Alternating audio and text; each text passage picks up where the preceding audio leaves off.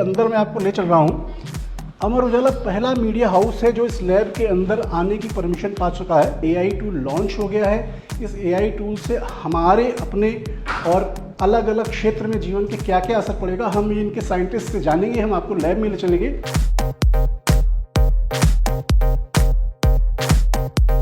नमस्कार, मैं हूं पंकज शुक्ल और आप हैं अपने पसंदीदा अखबार अमर उजाला के डिजिटल चैनल amarujala.com पर। आज मैं पुणे में हूं और एक बहुत ही हाई सिक्योरिटी जोन में हूं। इस हाई सिक्योरिटी जोन का एंटरटेनमेंट से क्या रिश्ता है मैं आपको थोड़ी देर में बताऊंगा। पहले ये बता देता हूं कि हिंदी सिनेमा में इन दिनों जो रस कम होता जा रहा है, जिसकी वजह से कारोबार इसका कम होता जा रहा है, वो नवरस तो आप जानते ही हैं, भरत मुनि का जो नाट्यशास्त्र है, उन नवरस के बारे में, उन नवरस से क्या नया विकसित हुआ है। मैं इसमें यहाँ पे एक आईटी कंपनी में हूँ। ये आईटी कंपनी की बहुत ही हाई सिक्योरिटी लैब है, नेहलेंट यूज़र एक्सपीरियंस लेबोरेटरी। यहाँ पर पिछले 7 साल से मनोरंजन क्षेत्र का जो आपका नाट्यशास्त्र जो नवरस है उसको लेकर के क्या क्या एक्सपेरिमेंट हो रहे हैं उसके बारे में आपको बताने वाला हूँ। इसके अंदर मैं आपको ले चल रहा हूँ। अमर उजाला पहला मीडिया हाउस है जो इस लैब के अंदर आने की परमिशन पा चुका है और इसी लैब में हम आपको 7-8 साल पहले भी लेकर आए थे जब यहाँ पे ये कार्य शुरू हुआ था। अब ये काम पूरा हो गया है, एआई टूल लॉन्च हो गया है। इस एआई टूल से हमारे अपने और अलग अलग क्षेत्र में जीवन के क्या क्या असर पड़ेगा, हम इनके साइंटिस्ट से जानेंगे, हम आपको लैब में ले चलेंगे।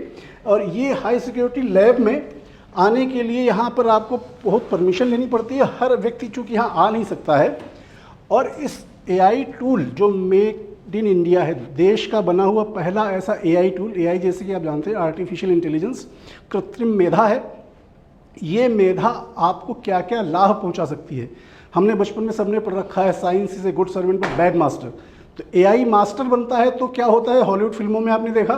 और जब वो आपकी सेवा कर सकता है, सेवा करे जो आपका जीवन और सहज बना सके, वो क्या क्या कर सकता है वो हम आपको ले चलते हैं इस लैब के अंदर। ये यहाँ पे डिज़ाइन लैब है नेहलेंट टेक्नोलॉजीज लिमिटेड की, जहाँ पे कि एक सॉफ्टवेयर बना है एमोस्केप। वो देख सकते हैं आप, यहाँ पे नाम लिखा हुआ है एमोस्केप। एमोस्केप का मतलब है इमोशनल लैंडस्केप। आपके मन की जो भावनाएं हैं, जो आपकी जो फीलिंग है, जो आपकी अनुभूतियाँ हैं, वो आपके अंदर की भावनाएँ उत्पन्न करती हैं। उन भावनाओं से आपका जीवन संचालित होता है। और ये जीवन संचालन सिर्फ नाट्यशास्त्री नहीं, सिर्फ एडवर्टीजमेंट या फिल्में या वो नहीं, लेकिन ये सारे अगर नाट्यशास्त्र के 9 रस जो हैं, तो 9 को आप जितना मल्टीप्लाई करते जाएंगे उतने अलग अलग क्षेत्रों में इसका काम हो सकता है। हमारे साथ इसमें इस पूरे प्रोजेक्ट के हेड संदीप जी हैं। संदीप बताएंगे कि ये एमोस्केप है क्या और इसकी शुरुआत कैसे हुई। तो एमोस्केप की शुरुआत हुई थी जब कुछ 4-4.5 साल पहले, जो नाट्यशास्त्र और लेटेस्ट टेक्नोलॉजी का मेल है। और इसमें हमने 7000 के करीबन टेस्ट किए हैं और 95% प्लस एक्यूरेसी ये प्लेटफॉर्म जनरेट करती है। और इसके एप्लीकेशंस हर तरह के हैं। हेल्थ केयर में जैसे आप प्राइमरी हेल्थ चेकअप मान लीजिए। तो हम पहले जानना चाहते हैं, जो आपने टेस्ट किए हैं 6-7 हज़ार लोगों पर, उनके अलग अलग एक्सप्रेशंस आपने रिकॉर्ड किए हैं कि जैसे कि कोई आदमी अगर एक्टिंग कर रहा है रियल लाइफ में। लेटेस्ट एग्जांपल मैं एक देना चाहूँगा अपने दर्शकों को। अभी जो पहलगांव में हमला हुआ आतंकवादियों का, और उसके बाद भारत ने जो स्ट्राइक की पाकिस्तान के आतंकवादियों के ठिकाने नष्ट किए, उसके बाद वहाँ के प्रधानमंत्री जो शहबाज शरीफ हैं, उन्होंने एक भाषण दिया। उस भाषण की एनालिसिस की गई है एमोस्केप के थ्रू, और वो बता सकता है वो एनालिसिस कि उस भाषण में कितनी सच्चाई है और कितनी वो एक्टिंग कर रहे हैं। बताइए हमारे दर्शकों को। नहीं, सही बात है। हाँ। काफ़ी पॉलिटिशियंस और काफ़ी नेताओं के हमने एनालिसिस की है, ताकि मैं ये कैमरा पे पूरी ये डिस्क्लोज नहीं कर सकता हूँ, लेकिन काफ़ी डिटेल। लेकिन ये पता चलता है शहबाज शरीफ जो बोल रहे थे तो वो डरे हुए थे और उनके अंदर कॉन्फिडेंस नहीं था, जो अपनी जनता को संबोधित कर रहे थे। वो एमोस्केप में, मैं पहली बार आपको ये बता रहा हूँ इस देश में, बल्कि दुनिया में ये भाषण की जो सच्चाई है वो एमोस्केप ने खुलासा किया है उसका, कि शहबाज शरीफ उस दिन जो भाषण दे रहे थे वो अंदर से डरे हुए थे और उनके अंदर कॉन्फिडेंस नाम की कोई चीज़ नहीं थी। अब हम आपसे जानते हैं बाकी इसके एप्लीकेशंस। तो एप्लीकेशंस काफ़ी सेक्टर्स में हैं। हेल्थ केयर सबसे ज़्यादा बड़ा है, तो कि प्राइमरी हेल्थ चेकअप से लेके क्लिनिकल प्रैक्टिस में भी हर जगह पर, adolescent care, prenatal, postpartum, emotional wellness, psychiatry के जितने भी। तो ये तो आईटी एक्सपर्ट है, ये आईटी की भाषा में आपको समझाएंगे। मैं आपको बहुत ही देशी भाषा में समझाता हूँ कि अगर आपके घर का बच्चा डॉक्टर या इंजीनियर बनना चाह रहा है या आप उसको बनाना चाह रहे हैं, पहले तो ये तय होगा।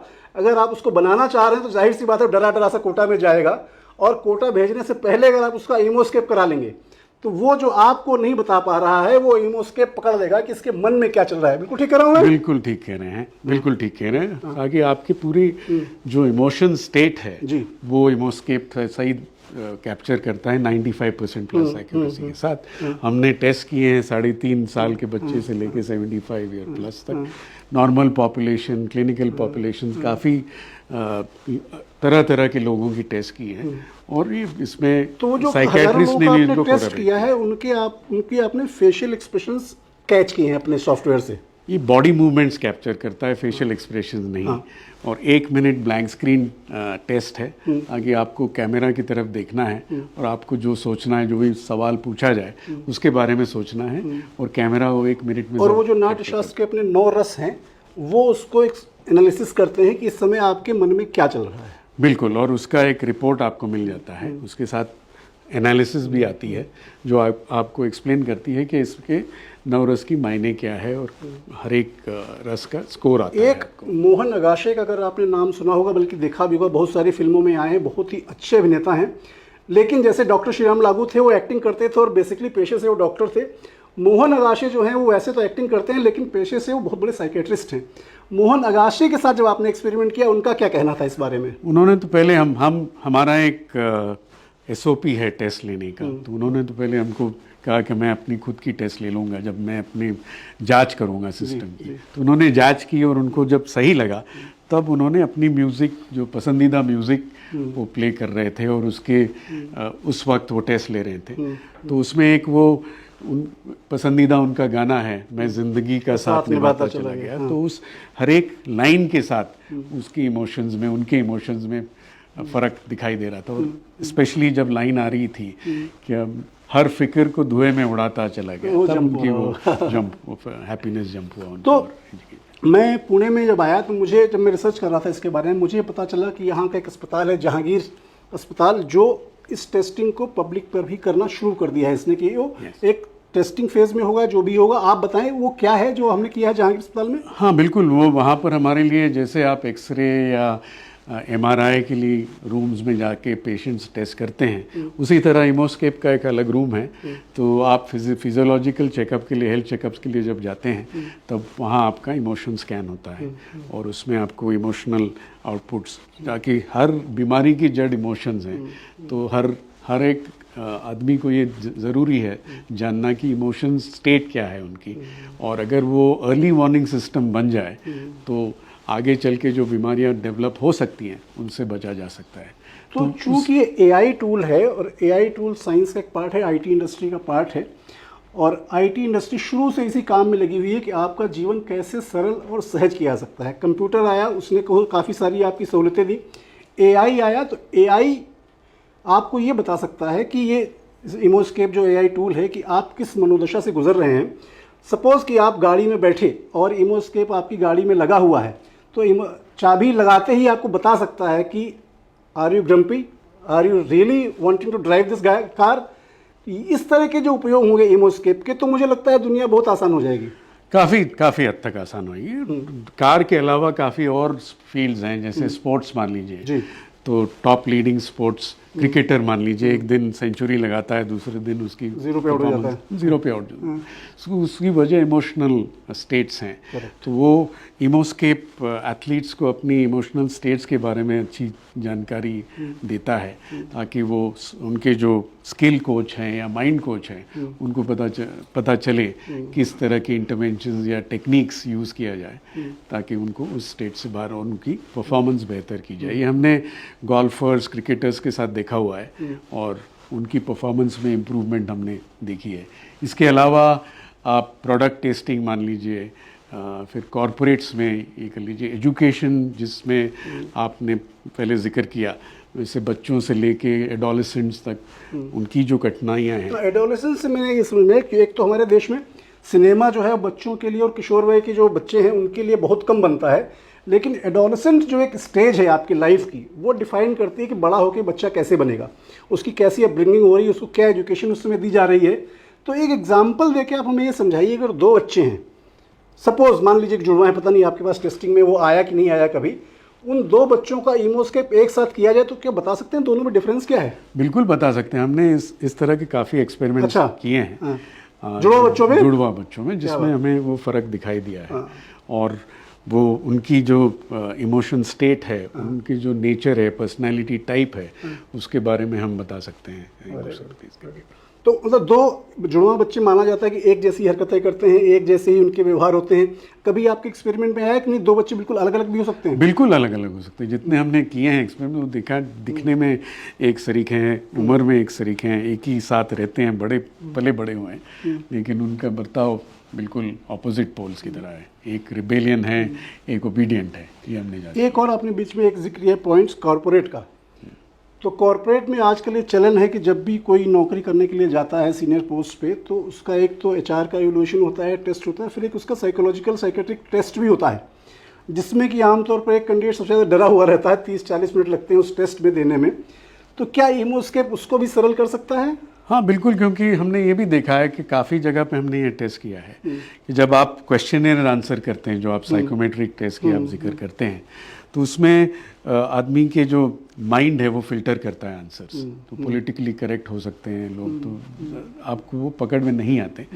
हालांकि इमोस्केप जो है वो आपके बॉडी मूवमेंट्स कैप्चर करता है, तो जो भी आपकी जो इनेट इमोशंस हैं उसे कैप्चर, तो आप पता चल जाता है इस किस तरह का ये व्यक्तित्व है और ये कैसे हमारे ऑर्गेनाइजेशन में फिट होगा, किस तरह से इसका फिट होगा। और एक आखिरी सवाल आपसे और पूछूंगा कि चूंकि हमारे देश में जो आपराधिक कानून हैं वो अभी पिछले साल बदले हैं, भारतीय न्याय संहिता आ गई है, भारतीय साक्ष्य अधिनियम आ गए हैं, तो हमने अक्सर देखा है कि पुलिस किसी उसके स्कैम के बारे में या किसी बड़े क्राइम के बारे में जब पता करनी चाहती है, तो उसमें जो लोग गिरफ्तार किए गए होते हैं वो निर्दोष हैं या दोषी हैं, वो तो बाद में अदालत में साबित होगा, लेकिन उस बीच में उनको कई बार लाई डिटेक्टर टेस्ट से गुजरना पड़ता है, जो कि शायद कोर्ट के आदेश से होता है, और उसमें ट्रुथ सीरम का इंजेक्शन दिया जाता है, आदमी को सबकॉन्शियस कर दिया जाता है। काफ़ी पेनफुल सिचुएशन रहती होगी एक निर्दोष व्यक्ति के लिए। क्या इमोस्केप वहाँ पे हमारी भारतीय पुलिस की मदद कर सकता है? बिल्कुल कर सकता है। इंट्रोगेशन में मदद कर सकता है, एयरपोर्ट सिक्योरिटी जैसे सिनेरियोज में हेल्प कर सकता है। हालांकि आज हमारा प्लेटफॉर्म तैयार है, बट हमें जो डेटा चाहिए उसकी ज़रूरत है ताकि हम उसको इसमें इम्प्लीमेंट कर सकें। तो डेटा क्योंकि वो प्राइवेट डोमेन में है, अभी हमें मिल नहीं। तो अगर कोई मान लो तिहाड़ जेल जैसा कोई प्रशासन आपको इस बात का प्रस्ताव दे कि हमारे आप आके प्रयोग करें, तो आप उसके लिए तैयार रहेंगे? बिल्कुल बिल्कुल तैयार रहेंगे। Thank you Sandeep. अब हम बात करते हैं निहिलेंट टेक्नोलॉजीज के चेयरमैन और फाउंडर एलसी सिंह साहब से। एलसी सिंह साहब ने बहुत दिनों तक टाटा कंसल्टेंसी सर्विसेज में काम अपना दिया है श्रेय, और टीसीएस के बाद आज हजारों करोड़ की कंपनी उन्होंने स्थापित कर रखी। कई देशों में निहिलेंट का इस समय ऑफिसेज हैं, और ये जो टूल बनाया है आपने दुनिया में पहली बार, जिसको इमोस्केप कह रहे हैं, वर्ल्ड लेवल पे जिसका चर्चा है आजकल, उसको जानने के लिए हम आए हैं आपके ऑफिस में और आपकी लैब में। बहुत बहुत धन्यवाद कि आपने हमें लैब में आने की परमिशन दी। धन्यवाद बहुत बहुत आने के लिए। तो हमें ये बताइए, जो हमने अभी समझा इमोस्केप के बारे में, ये तो बहुत ही मतलब एक क्रांतिकारी टाइप का टूल समझ में आ रहा है जी बिल्कुल। तो इसके पीछे की प्रेरणा क्या रही, और ये अभी इसको कहाँ तक भारत का नाम ये आगे ले जा सकता है ये टूल? प्रेरणा पहली बात ये थी कि जब हम मिरर के सामने खड़े होते हैं तो हम अपने आप को देखते हैं, लेकिन अंदर क्या चल रहा है हम खुद भी नहीं जानते। तो 1 मिनट के लिए अगर आपको शांत होने को कहा जाए तो आप शांत हो सकते हैं मुंह से, लेकिन अंदर चहल पहल जारी रहती है। करेक्ट। दिमाग के अंदर। तो इमोस्केप उसको पकड़ने की कोशिश है कि वो मिरर है जो आपके अंदर क्या चल रहा है उसको दिखा दे सामने आपके। और ये जो आप बता देते हैं, मतलब आदमी जो सोच रहा है उसने भी नहीं सोचा होगा कि मेरे बारे में कोई दूसरा आदमी पकड़ के बता सकता है, और ये रिकॉर्डेड फैक्ट्स रहते हैं। आपके सैंपल जो साइज है उसमें, जो मैंने अपना टेस्ट किया, मुझे लगा करीब करीब 99.9% वही था जो मेरे दिमाग में चल रहा था, और आप लोगों ने उसको कैमरे से कैच करके बता दिया। तो ये इमोस्केप की जो प्रेरणा आपने बताई मिरर है, इसके अलावा अगर हम इसको थोड़ा सा फिलोसफिकल वे में जाएं कि मनुष्य जो है वो जो सोचता है, जो बचपन से जैसा बनता है, उसके पीछे जो थॉट रहा होगा, जो फीलिंग्स हैं, जो जहाँ से शुरू होता है ये पूरा एआई टूल, फीलिंग्स कितना इफेक्ट करती हैं एक मनुष्य को, और उन फीलिंग्स को ये एआई टूल कितनी सफाई से या कितनी उसे पकड़ सकता है? पंकज जी, जीने की प्रेरणा जो होती है सबसे बड़ी होती है जी किसी भी जीव में, और उसी से जुड़ा हुआ प्रजनन वगैरह, फैमिली, सोसाइटी, सब कुछ है। तो कहीं ना कहीं वो जो जीने की भावना होती है सबसे बड़ी होती है, और जितने इमोशन है सारे उसी से जुड़े हुए हैं, या तो प्रिवेंटिव हैं या तो उसको डायरेक्टली इफेक्ट करते हैं, मतलब उसको रोकने के मैं लिए। आपको एक मिनट इंटरप्ट करूंगा। आपने जो जीने की भावना बताई, एक गर्भवती स्त्री का अगर इमोस्केप किया जाए, जो उसके 9 महीने अलग अलग चरण होते हैं जब बच्चा बढ़ रहा होता है पेट में, तो क्या हम ये जान सकते हैं कि उस स्त्री के मन में क्या चल रहा है और कैसे वो करेक्टिव मोड में जाके अपने होने वाले बच्चे को सेहतमंद कर सकती है? बिल्कुल। अगर बिकॉज मैटर्निटी जो है वो काफ़ी इमोशनल स्टेट होती है और वो चेंज होती रहती है हमेशा, जो कि हमारे उसमें मेडिकल में भी होता नहीं है, बात करते होता नहीं नहीं उसकी, है, जी। उसकी बात करते नहीं है जी। But advanced I am saying countries में रेगुलरली आप जाते हैं, हर महीने दिखाते हैं प्रोग्रेस, क्योंकि जैसे जैसे बच्चा का एक्सपीरियंस भी औरत को अलग अलग होता है, उस हिसाब से उसके हार्मोनल बैलेंस और बॉडी केमिकल्स चेंज करती रहती है उसी हिसाब से। तो औरत को एक ट्रॉमेटिक एक्सपीरियंस भी हो सकता है, ब्लड प्रेशर बढ़ जाता है कभी कभी, and it can create problem की वो जो नॉर्मली बता भी नहीं सकती। बिल्कुल बता भी नहीं सकती, शी डजंट नो हरसेल्फ, उसको भी पता नहीं क्या हो रहा है उसके अंदर, क्योंकि एक्सपीरियंस तो कभी है नहीं, इसलिए बहुत ही मदद कर सकता है मुझके।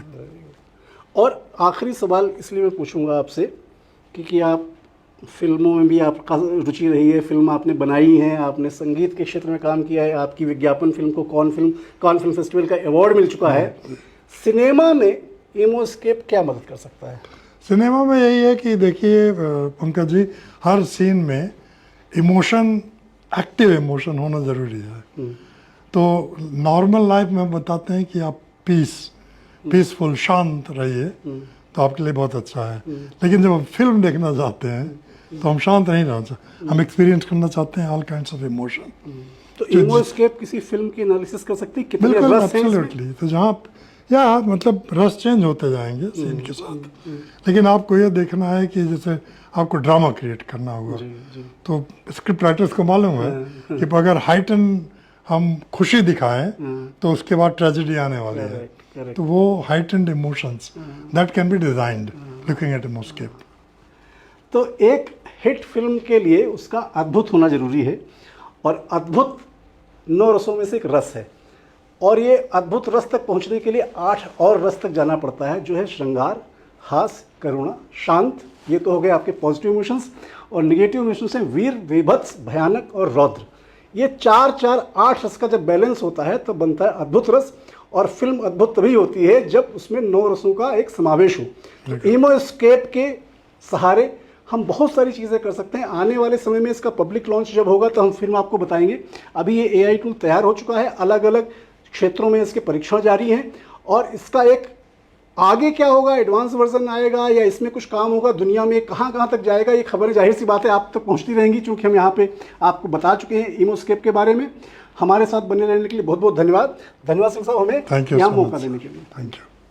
अगर आप ये वीडियो YouTube पर देख रहे हैं तो हमारे चैनल को सब्सक्राइब कर बेल आइकन दबाएं, और Facebook पर देख रहे हैं तो हमारे पेज को लाइक करें।